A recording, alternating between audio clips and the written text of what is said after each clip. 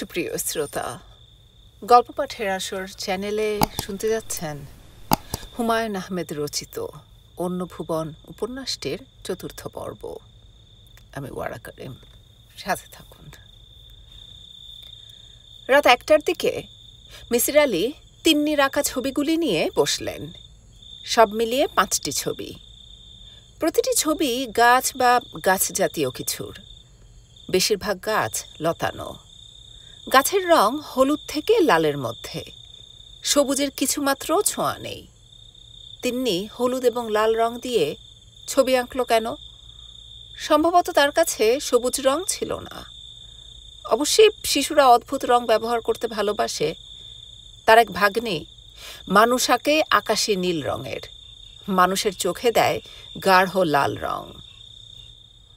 অবশ্যই এই ৫টি ছবি শিশুর আঁকা ছবি বলে মনে হচ্ছে না। শিশুরা এত চমৎকার আঁকে না। একটি ছবিতে দেখা যাচ্ছে ঝড় হচ্ছে, প্রচণ্ড ঝড়। কোনো শিশু, তা সে যত প্রতিভাবান শিশুই হোক, এরকম নিখুঁত ঝড়ের ছবি আঁকতে পারবে না। ছবি দেখে মনে হয় ঝড়ের সময়টায় এই ছবির শিল্পী উপস্থিত ছিল। হাওয়ার যে ঘূর্ণি উঠেছে তাও সে লক্ষ্য করেছে। মিসির আলি সাহেব মনে মনে একটা থিওরি দাঁড় করাতে চেষ্টা করলেন। তিনি ভাবতে চেষ্টা করলেন, ছবিগুলি কোনো শিশুর মন গড়া ছবি নয়, কল্পনার ছবি নয়। এই গাছ, এই ঝড়, বাতাসের এই ঘূর্ণি ছবির শিল্পী দেখেছে। যদি তাই হয়, তাহলে এই গাছগুলো কি? পৃথিবীর গাছে সবুজ রং থাকবে। ছায়াতে জন্মানো কিছু কিছু হলুদ গাছ তিনি দেখেছেন, কিন্তু এরকম কড়া সূর্যের আলোয় হলুদ গাছ তিনি দেখেছেন বলে মনে করতে পারলেন না। প্রতিটি ছবিতে ২টি সূর্য, গনগনে সূর্য। এর মানে কি? পৃথিবীর কোনো ছবিতে ২টি সূর্য থাকবে না। তাহলে কি এই থিওরি দাঁড় করানো যায় যে ছবিতে যে দৃশ্য দেখা যাচ্ছে তা অন্য কোনো গ্রহের? তা কেমন করে হয়? তিন্নি অন্য কোনো গ্রহের মেয়ে, এই যুক্তি হাস্যকর। তিন্নি পৃথিবীরই মেয়ে, এতে কোনো সন্দেহ থাকার অবকাশ নেই। এই গ্রহের মেয়ে হয়ে বাইরের একটি গ্রহের ছবি সে কেন আঁকছে? কিভাবে আঁকছে? মিসির আলি গম্ভীর মুখে ২য় সিগারেটটি ধরালেন। সব কেমন জট পাকিয়ে যাচ্ছে, এলোমেলো হয়ে যাচ্ছে, ছকে ফেলা যাচ্ছে না। তিনি সিগারেট টানতে টানতে বারান্দায় এসে দাঁড়ালেন এবং ভাবতে চেষ্টা করলেন, এসব অল্প বয়সী একটি মেয়ের কল্পনার ছবি, এর বেশি কিছু নয়। মেয়েটির কল্পনা শক্তি খুব উচ্চ পর্যায়ের, যার জন্যে সে এত চমৎকার কিছু ছবি আঁকতে পারছে। ভোরবেলায় তাকে জিজ্ঞেস করতে হবে। মিসির আলির ঠান্ডা লাগছে। হু হু করে বইছে উত্তরে হাওয়া, কিন্তু এই ঠান্ডায় দাঁড়িয়ে থাকতে বেশ লাগছে। চারদিক খুব চুপচাপ। আকাশে চাঁদ থাকায় চমৎকার জ্যোৎস্না হয়েছে। গাছের পাতার ফাঁক দিয়ে জ্যোৎস্না ভেঙে ভেঙে পড়ছে। কি অপূর্ব একটি দৃশ্য! মিসির আলি নিজের অজান্তেই হাঁটতে হাঁটতে একটা ঝাঁকড়া জাম গাছের নিচে গিয়ে দাঁড়ালেন। ঠিক তখন একটা অদ্ভুত ব্যাপার হলো। তিনি স্পষ্ট শুনলেন, তিন্নি বলছে, কি আপনার ঘুম আসছে না? তিনি আশেপাশে কাউকেই দেখলেন না, দেখার কথাও নয়। এই নিশিরাত্রিতে তিন্নি নিশ্চয়ই নিচে নেমে আসেনি। তিনি বললেন, কে কথা বলল? মিসির আলি খিলখিল হাসির শব্দ শুনলেন। এর মানে কি? তিন্নির হাসি কোত্থেকে ভেসে আসছে? মিসির আলি বললেন, তুমি তিন্নি? হ্যাঁ। কোত্থেকে কথা বলছো? আপনি এত বুদ্ধিমান, অথচ কোত্থেকে কথা বলছি বুঝতে পারছেন না? না, বুঝতে পারছি না। তুমি কোথায়? আমি আমার ঘরেই আছি, কোথায় আবার থাকবো? মিসির আলি একটা বড় ধরনের চমক পেলেন। মেয়েটি তার ঘর থেকেই কথা বলছে। সেই সব কথা তিনি পরিষ্কার শুনছেন। টেলিপ্যাথিক যোগাযোগ। অদ্ভুত তো! মেয়েটিও নিশ্চয়ই তার কথা শুনতে পাচ্ছে। মেয়েটির সঙ্গে কথা বলার জন্য নিশ্চয়ই চেঁচাতে হবে না। মনে মনে ভাবলেই তিন্নি বুঝবে। মিসির আলি কথা বলা শুরু করলেন। এরকম অদ্ভুত কথোপকথন তিনি আগে কখনো করেননি। মিসির আলি বললেন, কেমন আছো তিন্নি? তিন্নি বলল, ভালো। মিসির আলি বললেন, এখনো জেগে আছো? তিন্নি বলল, হ্যাঁ আছি। মিসির আলি বললেন, কেন? তিন্নি বলল, আমারও আপনার মতো ঘুম আসছে না। রোজই জেগে থাকো? মাঝে মাঝে থাকি। তোমার ছবিগুলি বসে বসে দেখলাম। আমি জানি, খুব সুন্দর হয়েছে। তাও জানি। এগুলি কোথাকার ছবি? বলবো না। কেন, বলতে অসুবিধা কি? বলতে ইচ্ছে হচ্ছে না। ছবিতে দেখলাম দুটি সূর্য। হ্যাঁ, দুটি। দুটি কেন? দুটি থাকলে আমি কি করব? একটি আঁকব? কথাবার্তা এই পর্যন্তই। মিসির আলি অনেকক্ষণ দাঁড়িয়ে রইলেন, কিন্তু আর কোনো যোগাযোগ হলো না। তিনি বেশ কয়েকবার ডাকলেন, তিন্নি, তিন্নি। কোনো জবাব নেই। মিসির আলি নিজের বিছানায় ফিরে এলেন। ঘুম চটে গিয়েছে, শুয়ে থাকার কোনো মানে হয় না। তিনি আবার ছবি নিয়ে বসলেন। যদি নতুন কিছু বের হয়ে আসে।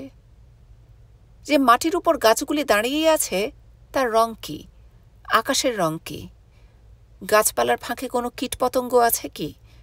যদি থাকে তাদের রং কি? আপনি এখনো জেগে আছেন? তিনি চমকে উঠলেন। তিন্নি আবার কথা বলা শুরু করেছে। হ্যাঁ, এখনো জেগে আছি। তোমার ছবি দেখছি। কেন দেখছেন? একবার দেখাও যা, 100 বার দেখাও তা। তুমি ঠিক বললে না। প্রথমবার অনেক কিছু চোখে পড়ে না। আপনি ঘুমিয়ে পড়ুন। ঘুম আসছে না।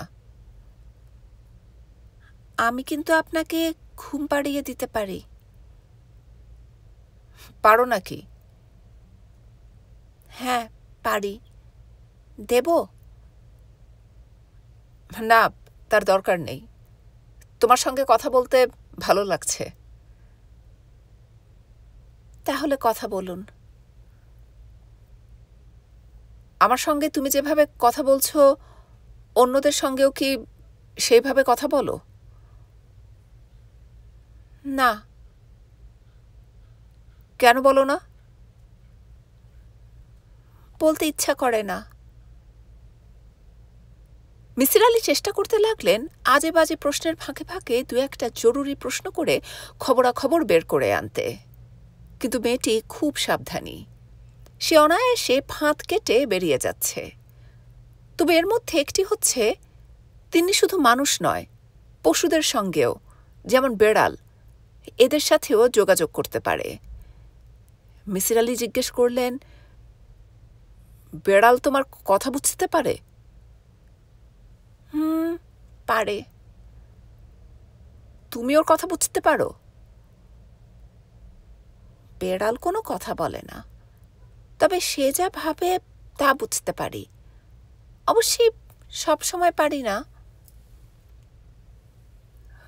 কখন কখন পারো? তা জেনে আপনি কি করবেন? আপনি কি বেড়াল? তিন্নি খিলখিল করে হাসতে লাগল। মিসির আলি রোমাঞ্চ বোধ করলেন। মেয়েটি নিজের ঘরে বসে হাসছে, অথচ তিনি কি স্পষ্ট শুনতে পাচ্ছেন। তিন্নি, বলুন। এই যে তুমি কথা বলছো, আমি শুনছি। আচ্ছা, এই বাড়িতে অন্য যারা আছে তারা কি শুনছে? তারা শুনবে কিভাবে? আমি কি তাদের সঙ্গে কথা বলছি? তাও তো ঠিক। আচ্ছা ধরো কাল ভোরে আমি যদি অনেক দূরে চলে যাই, 3-4 মাইল দূরে কিংবা তার চেয়েও দূরে, তখনও কি তুমি আমার কথা শুনতে পারবে? তিন্নি বিরক্ত হয়ে বলল,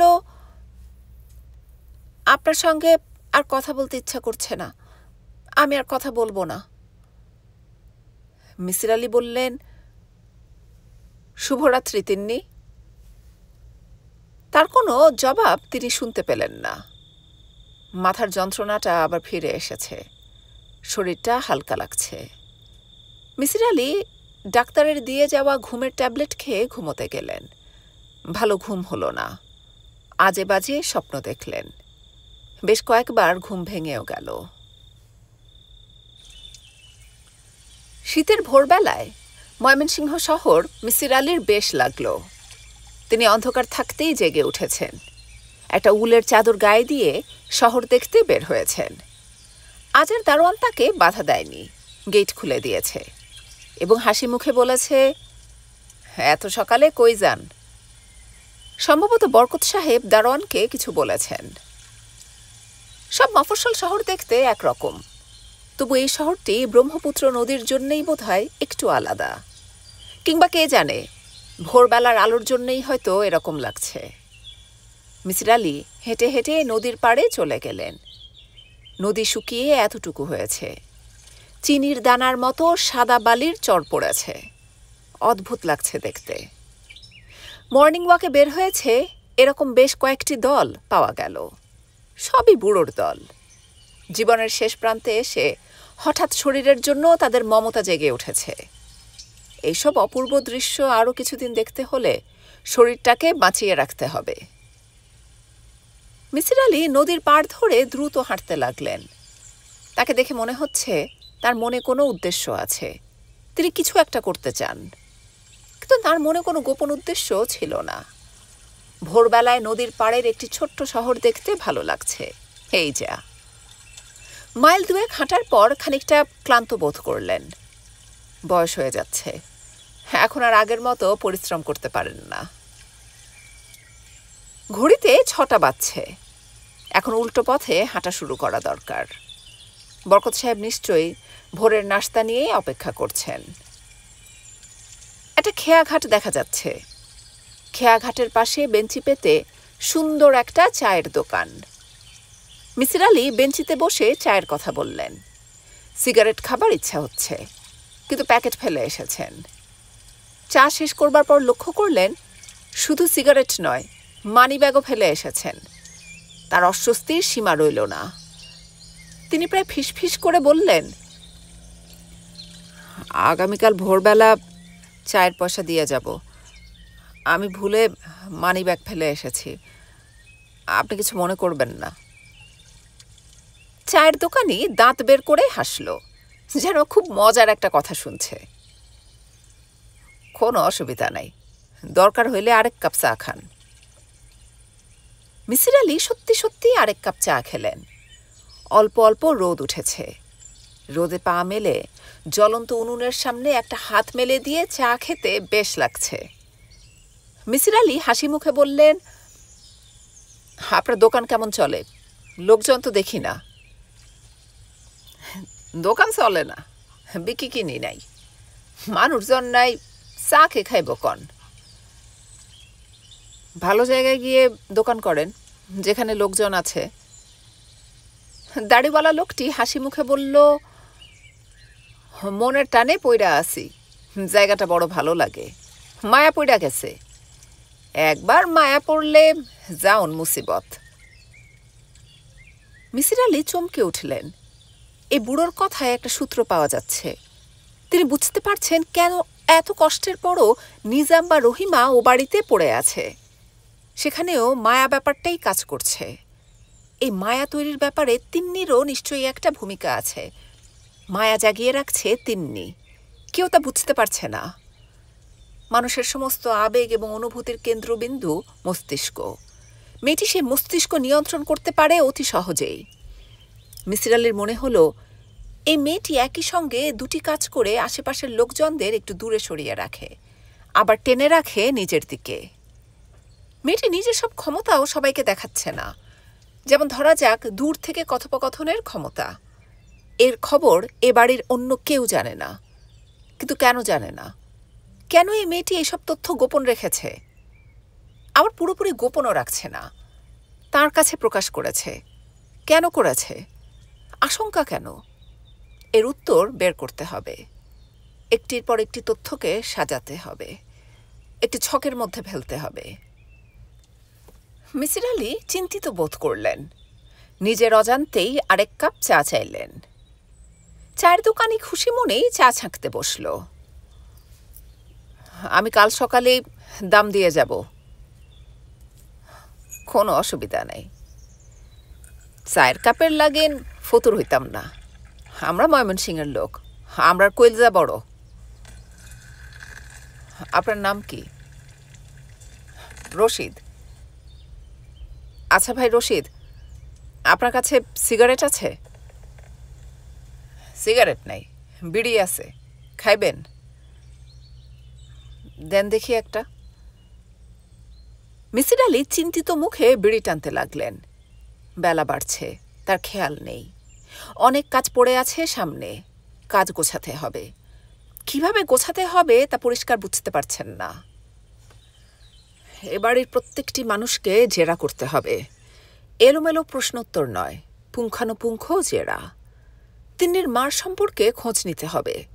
ভদ্রমহিলার চিঠিপত্র, ডায়েরি এইসব দেখতে হবে। ভালোভাবে জানতে হবে তিনি মেয়ে সম্পর্কে কি ভাবতেন। মায়েরা অনেক কিছু বুঝতে পারে। কি ভাবেন? মিসির আলি চমকে উঠে বললেন, কিছু ভাবি না ভাই। চায়ের জন্যে ধন্যবাদ। কাল সকালে আমি আবার আসব। জি আচ্ছা। আপনারে ময়মনসিংহের লোক মনে হইতেছে না। জি না, আমি ঢাকা থেকে এসেছি। কুটুম বাড়ি? জি, কুটুম বাড়ি। তোমার নাম রহিমা? জি। ভালো আছো রহিমা? জি, আল্লাহ তাআলা যেমন রাখছে। রহিমা লম্বা একটা ঘোমটা টানল। এ লোকটি তার কাছে কি জানতে চায় তা সে বুঝতে পারছে না। সে তো কিছুই জানে না, তাকে এত কিসের জিজ্ঞাসাবাদ? তিন্নির আব্বা বলে দিয়েছেন উনি যা জানতে চান সব বলবে, কিছুই গোপন করবে না। এও এক সমস্যা। গোপন করার কি আছে? রহিমা? জি। দেশের বাড়িতে তোমার কে কে আছেন? এক মাইয়া আছে। মেয়েকে দেখতে যাও না? জি যাই। শেষবার কবে গিয়েছিলে? 3 বছর আগে। এই 3 বছর যাওনি কেন? রহিমা চমকে উঠল, তাকিয়ে রইল ফ্যাল ফ্যাল করে, যেন সে নিজেই গভীর চিন্তায় পড়ে গেছে। কেন যায়নি? মেয়ে যাবার জন্যে বলে না? সি বলে, তবু যেতে ইচ্ছে করে না, তাই না? রহিমা চুপ করে রইল। মিসির আলি বললেন, তিন্নির মাকে তো তুমি দেখেছ, তাই না? জি। কেমন মহিলা ছিলেন? খুব ভালো। এমন মানুষ দেখি নাই। খুব সুন্দর আছিল। কিরম ব্যবহার, কাউরে রাগ হইয়া কথা কয় নাই। ওই ভদ্রমহিলার মধ্যে তিন্নির মতো কিছু ছিল কি? জি না, বড় ভালো মানুষ আছিল। ইনার কথা মনে হইলেই চোখে পানি আসে। রহিমা সত্যি সত্যি চোখ মুছল। মিসির আলির আর কিছু জিজ্ঞেস করার ছিল না। অন্যদের কাছ থেকে তেমন কিছু জানা গেল না। বাড়ির দারোয়ান অবশ্যই একটা কথা বলেছে, বেশ গুরুত্বপূর্ণ কথা। সে বলেছে তিনি ছোটবেলায় খুব ছোটাছুটি করত, বাগানে দৌড়াতো। যতই সে বড় হচ্ছে ততই তার ছোটাছুটি কমে যাচ্ছে। এখন এখন বেশিরভাগ সময় সে ছাদে হাঁটাহাঁটি করে কিংবা চুপ করে বসে থাকে। তুমি কতদিন ধরে বাড়িতে আছো? জি, অনেক দিন।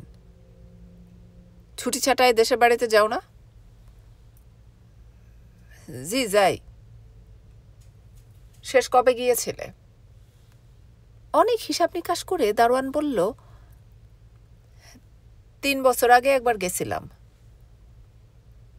গত 3 বছরে যাওনি? জি না। তিন্নির মার পুরনো চিঠিপত্র বা ডায়েরি কিছুই পাওয়া গেল না। বরকত সাহেব বললেন, এদেশের মেয়েদের কি আর ডায়েরি লেখার অভ্যাস আছে?